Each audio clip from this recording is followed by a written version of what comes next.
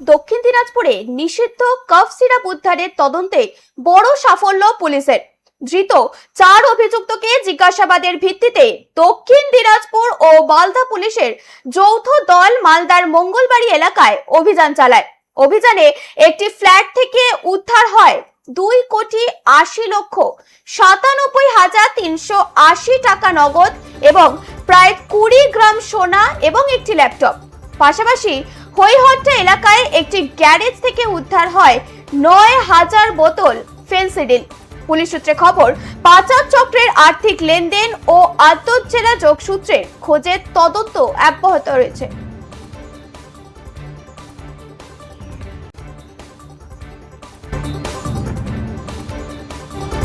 আপনাদের জানিয়ে রাখি, দক্ষিণ দিনাজপুরে নিষিদ্ধ কফ সিরাপ উদ্ধারের তদন্তে বড় সাফল্য পুলিশের। ধৃত 4 অভিযুক্তকে জিজ্ঞাসাবাদের ভিত্তিতে দক্ষিণ দিনাজপুর ও মালদা পুলিশের যৌথ দল মালদার মঙ্গলবাড়ি এলাকায় অভিযান চালায়। অভিযানে একটি ফ্ল্যাট থেকে উদ্ধার হয় 2,80,97,380 টাকা নগদ এবং প্রায় 20 গ্রাম সোনাও মিলেছে। পাশাপাশি খইহাট্টা এলাকায় একটি গ্যারেজ থেকে উদ্ধার হয় 9,000 বোতল ফেন্সিডিল।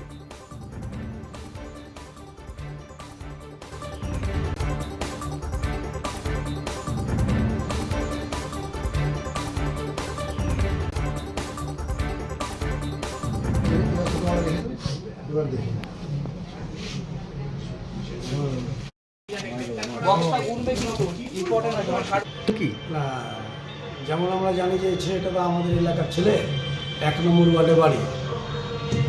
ও বললো আমি বিয়ে করব।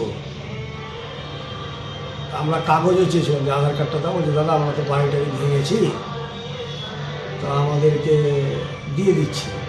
এবার আমিও দেখলাম যে পরিচিত ছেলে, এলাকার ছেলে। পরে শুনছি যে এরকম কাণ্ড। তা আমরা কীভাবে ভাববো যে 2 নম্বরই করে না 1 নম্বরই, আমরা কীভাবে বুঝতে পারবো? কিছু পেয়েছে, কিছু দেখলেন? শুনলাম যে একটা মোটা অঙ্কের টাকা পেয়েছে। কত টাকা জানেন না? না, এটা আমি জানি। আপনার নাম? আমার নাম দিলীপ সাহা।